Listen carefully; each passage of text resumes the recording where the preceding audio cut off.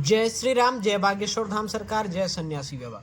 दोस्तों अभी आप देख रहे होंगे मेरे पास एक फार्म है। दोस्तों आप सभी को बता दूं कि ये वो फार्म है जो बागेश्वर धाम में हर वर्ष अविवाहित कन्याओं का विवाह किया जाता है, गरीब कन्याओं का विवाह किया जाता है। दोस्तों धाम पर ये फार्म बंटने लगा है, कब से कब तक बटेगा इसके भी कुछ नियम होते हैं, कुछ कायदे होते हैं। तो आज के इस वीडियो में आप सभी को सारी जानकारियां दूंगा और एक से एक जानकारी दूंगा जो कि आप सभी को जानना बहुत ज़रूरी है। अगर आपके गांव में, आपके घर में कोई ऐसी गरीब बेटी है जिसका विवाह आप बागेश्वर धाम सरकार की समिति द्वारा कराना चाहते हैं तो इस वीडियो को लास्ट तक देखिएगा।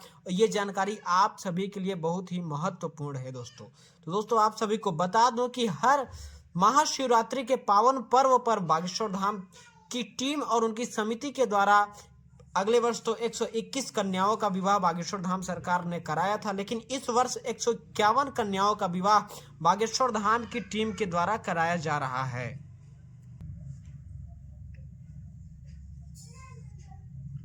तो दोस्तों इस फार्म को आप भी ले सकते हैं। आप अपने ज़रूरत के हिसाब से इस फार्म को कैसे लेंगे, कहाँ लेंगे, क्या क्या डॉक्यूमेंट देना पड़ेगा आपको इस फार्म को लेने के लिए, तब ये आपको फार्म मिलेगा, सारी चीज़ें आप सभी को बताऊंगा। उसके पहले आप सभी को एक बार इस फॉर्म को दिखा देता हूं।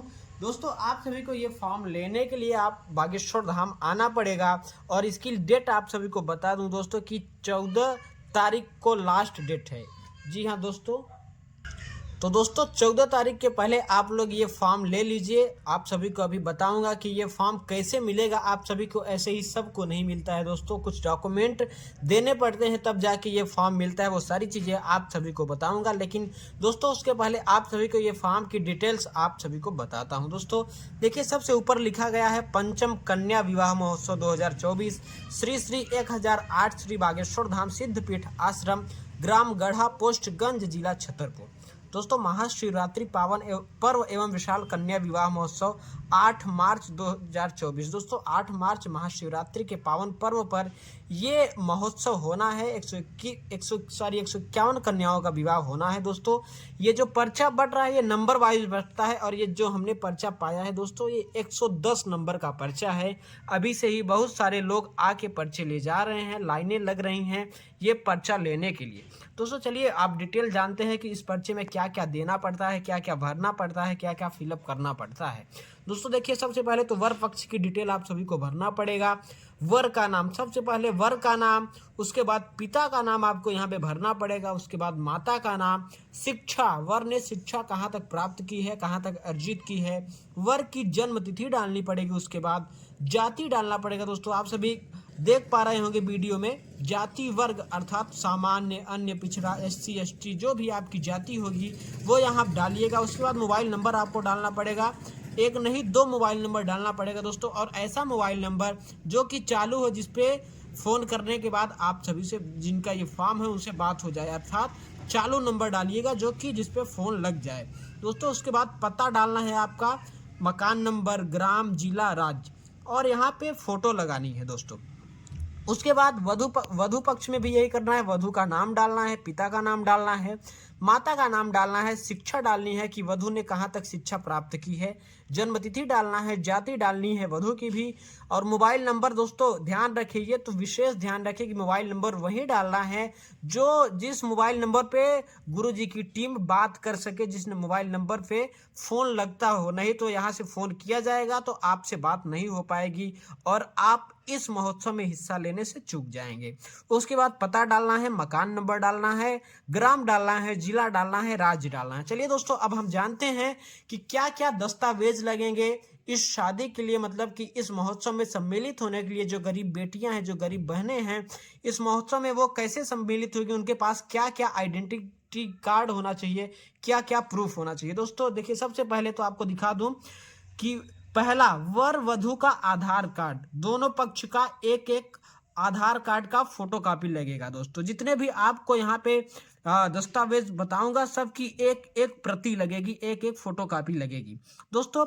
दूसरे पे है वर वधु की अंक सूची अर्थात रिजल्ट, जिसमें जन्म तिथि अंकित हो या जन्म रिजल्ट आप अपना दे सकते हैं 10 का 12 का, या तो जन्म प्रमाण पत्र दे सकते हैं। दोस्तों तीसरा, वर वधु का पारिवारिक राशन कार्ड होना चाहिए, उसकी एक फोटोकॉपी होनी चाहिए। चौथा, वर वधु की समग्र आईडी मध्य प्रदेश का निवासी न होने पर अनिवार्य नहीं है। विशेष ध्यान दें कि वर वधु की समग्र आईडी मध्य प्रदेश का निवासी न होने पर अनिवार्य नहीं है, ध्यान से सुन लीजिए। पांचवा दोस्तों कि वर वधु का पारिवारिक आय प्रमाण पत्र जो 2019 से पूर्व का नहीं होना चाहिए। अगर 2019 से पूर्व आपका आय प्रमाण पत्र है तो आप एक नया आय प्रमाण पत्र बनवा लीजिए। दोस्तों छठवां नंबर कि वर वधु के माता पिता या अभिभावक का आधार कार्ड चाहिए। और एक बात और विशेष की केवल एक एक फोटो चाहिए, एक एक फोटो कॉपी चाहिए दोस्तों, ज्यादा कराने की जरूरत नहीं है। जितने भी आपको ये दस्तावेज बता रहा हूं एक एक फोटो कॉपी आप सभी करवा लीजिएगा। सातवां, वर वधु के 3 नवीनतम फोटो पासपोर्ट साइज, और वर वधु के 3 आप लोग फोटो खिंचवा लीजिएगा पासपोर्ट साइज, आप कहीं भी जाके फोटो निकलवा सकते हैं। आठवां, दोनों पक्षों के चालू मोबाइल नंबर। दोस्तों दोनों पक्षों के चालू मोबाइल नंबर होने चाहिए जो कि जिसपे बात हो जाए, जिसपे फोन आता जाता रहे। नौवां, वर की उम्र 21 वर्ष व वधु की उम्र 18 वर्ष होना अनिवार्य है। दोस्तों ये सबसे महत्वपूर्ण कि कुछ लोग होते हैं कि जिनकी लड़की की आयु कम होती है, 18 वर्ष से कम ही होती है, और वो आते हैं फॉर्म को लेते हैं, फॉर्म भरते हैं, वो झूठ ही में मेहनत करते हैं, लेकिन जब बागेश्वर धाम सरकार की टीम उनके यहाँ जाती है तो पता चलता है कि लड़की की आयु 18 वर्ष से कम है या लड़के की आयु 21 वर्ष से कम है। तो ऐसा ना करें, आपके लड़के और लड़के की आयु 21 वर्ष से ज़्यादा होनी चाहिए और लड़की की आयु 18 वर्ष से ज़्यादा होनी चाहिए। 10वां दोस्तों, वर या वधु के दिव्यांग होने पर प्रमाण पत्र अथवा माता पिता की जीवित न होने की स्थिति में मृत्यु प्रमाण पत्र, अर्थात एक बार समझ लीजिए फिर से आप सभी, वर या वधु के दिव्यांग होने पर अगर उसमें से वर या वधु अगर विकलांग है, पैर कटा है, पैर नहीं है, हाथ नहीं है, या तो लंगड़ा है, तो उसका एक प्रमाण पत्र जरूर होना चाहिए। या फिर माता पिता नहीं हैं तो उस स्थिति में भी उनका मृत्यु प्रमाण पत्र होना चाहिए। दोस्तों प्रमाणीकरण क्या होता है ये भी आप लोग ध्यान से देख लीजिए। यह प्रमाणित किया जाता है कि मेरे द्वारा दी गई समस्त जानकारी सही है, से वयस्क हैं, साथ ही वर वधु बिना किसी भय दबाव के विवाह करने हेतु सहमत हैं। जो वर वधु जिनकी शादी हो रही है वो बिना किसी दबाव के शादी कर रहे हैं, ऐसा भी होना चाहिए। अब देखिए दोस्तों लास्ट स्टेज क्या है, लास्ट में आपको बस हस्ताक्षर वर जिस लड़के की शादी हो रही है उसका यहाँ पे साइन करना पड़ेगा। उसके बाद हस्ताक्षर वर पक्ष अभिभावक, दूल्हे के पक्ष से जो अभिभावक हैं उनके माता पिता या उनके घर के जो भी गार्जियन हैं या जिनकी संबंध संपर्क से यहाँ पे बागेश्वर धाम सरकार में जिनकी शादी हो रही है उनका हस्ताक्षर यहाँ पर होना है। दोस्तों उसके बाद हस्ताक्षर वधु, यहाँ पे जो दुल्हन है उनका हस्ताक्षर होना है। उसके बाद हस्ताक्षर वधु पक्ष अभिभावक, यहाँ पे दुल्हन के जो अभिभावक हों, चाहे उनके माता पिता हो, चाहे उनके भाई हो, चाहे उनके परिवार का कोई भी अभिभावक हो, यहाँ पे उनका हस्ताक्षर होना है। तो चलिए अब आप तो चलिए दोस्तों पहले आप इस फॉर्म को देख लीजिए और आप सभी को बताते हैं कि ये फॉर्म आपको कब मिलेगा, कैसे मिलेगा और कब तक मिलेगा, और इस फॉर्म को लेने के लिए आपके लिए आपके पास क्या डॉक्यूमेंट होना चाहिए। दोस्तों आपको बता दूं कि ये फॉर्म बागेश्वर धाम में वितरित हो रहा है अभी से ही, और ये फॉर्म आप सभी को दोस्तों एक आपको अगर ये चाहिए तो एक अपना आधार कार्ड लेकर आइए, एक मोबाइल नंबर लेकर आइए जो कि चालू होना चाहिए मोबाइल नंबर, और अपना नाम यहाँ पे लिखवा के ले सकते हैं। दोस्तों सबसे महत्वपूर्ण जानकारी ये है कि ये फॉर्म आप सभी को 14 तारीख तक मिलेगा, 14 दिसंबर तक मिलेगा। और एक और महत्वपूर्ण बात कि 14 दिसंबर तक तो मिलेगा, लेकिन इस फॉर्म को भरने की तिथि दोस्तों लास्ट डेट है 15 दिसंबर।